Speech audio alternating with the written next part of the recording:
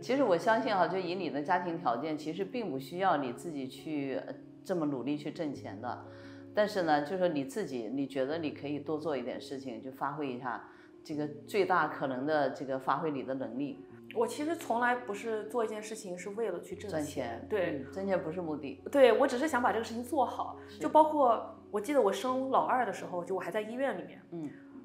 这才过了可能4个小时，他出生4个小时，我接到一个电话，这个客户他不知道我生孩子了。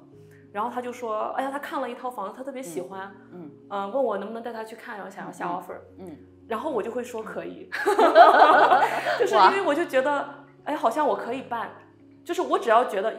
只要有人问我，你可不可以帮我做这些事情，然后我觉得我有能力去完成它，我就会说可以，所以我并不会去考虑说，这个东西会不会让我太累啦？我会不会没有时间休息？或者说它可以给我带来多少钱，带来多少利益？我只是考虑我能不能把它做好。只要我能做好，我就会说可以。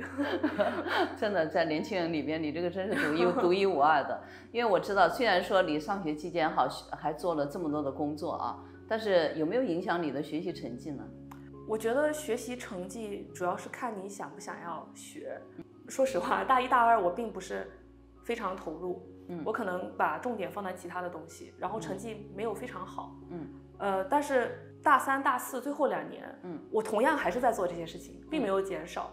然后我的 GPA 就是满分是4嘛，我是3.93，哇，那很好，就是算比较好的，是，对，基本上满分了，对，成绩比较好，要不然也做不了助教。因为我知道你是一个很典型的学霸啊，从那个多伦多大学毕业以后，后来之后你又学了哈佛大学的心理学学位，然后那天我正好听你妈妈跟我说，哇，你全部拿的满分，所以真的是很 surprise， 我说怎么能做到的？其实从小去哈佛读书就是我一个梦想，来多伦多大学读本科对我来说也是去哈佛的一个台阶吧，奠基石。这一切都是在我计划之内，就是这一切都是为了去上，终究有一天对可以去上哈佛。当然后面因为工作，我本来是有想要去毕业了以后去企业上班，但是因为我地产就是从19岁就开始了嘛，然后我大学读了6年，是因为我之间在烟草公司又上班了2，对，我在烟草公司上班了1年半，然后就拖延了我整个毕业的这个时间，所以我毕业了以后，我的地产1年已经是就是6位数的收入，然后当时微软就是 Microsoft，他给了我一个 offer， 好像是4.5万，因为刚毕业嘛，毕业生差不多都是这个起薪，然后我就想不划算，太少了，对，不划算，太少了，所以我就说，要不我再做1年地产， okay， 我明年再去，因为我当时还是比较想要去企业的，然后我说我明年再去企业。然后到了明年，我地产又更多了，可是 Microsoft 还是给你4.5万，因为你从他的角度来说，没有经验嘛，对，你还是没有这个经验，是，所以说我后面就一直没有去企业，然后我又结婚，然后我又生了2个孩子，我就觉得去哈佛上学好像就离我越来越远了，而且我已经又30多岁了，我就觉得，而且你知道有孩子就是很忙碌，生活很忙，而且不是说一孕傻3年，我觉得我这个不只是傻了3年，傻6年，就是我觉得这个会一直持续下去，因为你睡不够嘛，然后你又会焦虑，就很多东西都会影响你的这个智力。其实我对我自己上哈佛是并没有很大的信心的，然后我后面是报了一个他的本科，那个 Introduction to Psychology，OK，就是心理学的基础课，然后我就想说试一下，我试水，看看我到底有没有这个能力去读哈佛，然后我最后好像最终成绩是99.68还是什么的，又是满分，真是学霸，所以然后我就发现，哎，好像我是可以的，因为我老公的工作，我们全家人就要搬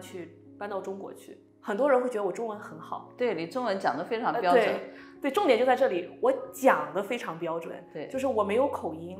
但是其实我的中文不好，就是我的词汇量和我的理解其实是达不到，就是本土的中国小孩的那个水平。我一般都跟我的朋友说，我的中文大概就在3年级的水平，就是已经很好了，听起来没毛病，但是交流就好。我到了中国以后，因为我觉得我中文也不够好，我没有办法去有工作，然后我的2个小朋友都非常小，没有办法去工作，我就在想，那我可以干什么？那我就觉得，那我还不如就趁他们因为他们长大了以后我就可以去工作了嘛。但是在这段期间，我不如去提高自己，去丰富自己的学历，这样子我到时候去找工作的时候我就更有优势了。当然也不是全为了工作，也是为了我自己。所以我那段时间，我先是读了一个多伦多大学教育学院的英语教师资格证。OK。然后我又去斯坦福大学医学院读了一个儿童成长，然后我还在荷兰的瓦根宁根大学读了一个营养学。那这些都是证书，它不是那个学位啊。因为我读这些就是我想要知道吧，而且我觉得作为一个也为了自己的孩子，也是为了别人的孩子。我主要觉得作为一个母亲，我想要知道我儿童成长的这个心理变化。然后营养学也是为了，因为我觉得食物很重要，这是我们人生很大的一部分，我们需要知道我们在吃什么。我也想要知道我应该给孩子吃什么，所以说我去读了一个营养学。然后到后面我就觉得这些还是不够满足我想要一个文凭。然后我就开始去搜，那我第一个搜的就是哈佛大学，因为我有这个梦想。然后我就找到了它有这样的一个 program，就是可以远程读一部分，然后有一部分是可以暑期的时候，就暑假2个月去哈佛，学区上。然后我就觉得这样很完美。对，对你来说很合适。对我来说非常合适。对，我就听你的故事哈，都是感觉哈，你真的在跟时间赛跑，就说一点时间都不要浪费掉，这个所有的时间我都要来做一些有用的、有价值的事情哈。其实你描述的非常精确。比如说我10点有个 meeting，我9点就准备好了，我还有1个小时的时间，我 literally 我的想法就是我这1个小时怎么样可以最大化去利用它。因为我每天有很多要做的事情，我脑子里就会开始过什么样事情大概是45分钟左右，我可以塞在这个1个小时里面，这样子我就完成了，然后也就是不浪费我的时间。然后我觉得很重要的一点就是我不看短视频，然后我也不玩游戏。这个其实不太好，就是我没有什么兴趣爱好，或者说我的兴趣爱好就是学习，就是学习和工作。对，我会喜欢看书，我会喜欢学东西，所以我不喜欢看剧。如果我一定要看的话，我会想要看那种documentary，就是纪录片，或者跟心理学有关。就我感觉好像我看下来我会得到一点什么，就是这种。对，就因为我觉得很多人都会花大量的时间就是在自我娱乐上，那可能我没有这种需求，所以说我就有这样多出来的时间去做这样其他的事情。OK， 对，我觉得这个也是给我们一个提醒哈。其实现在短视频呢哈，可以说绑架了现代人，就不管是年轻人还是像我们这个中年人啊，就很多人就是每天会花几个小时时间在刷短视频啊、小红书啊，或者是看剧啊。那个年轻人打游戏更是花很多的时间。我也觉得年轻人哈，尤其年轻人真的应该在娱乐方面减少一些时间，多集中精力呢，就是学习一些新的知识啊，增长一些工作的技能啊，真的是非常重要的。年轻人真的时间很宝贵，确实应该，如果说像你这样子一直这样不断努力的话，大家都会变得越来越优秀。谢谢。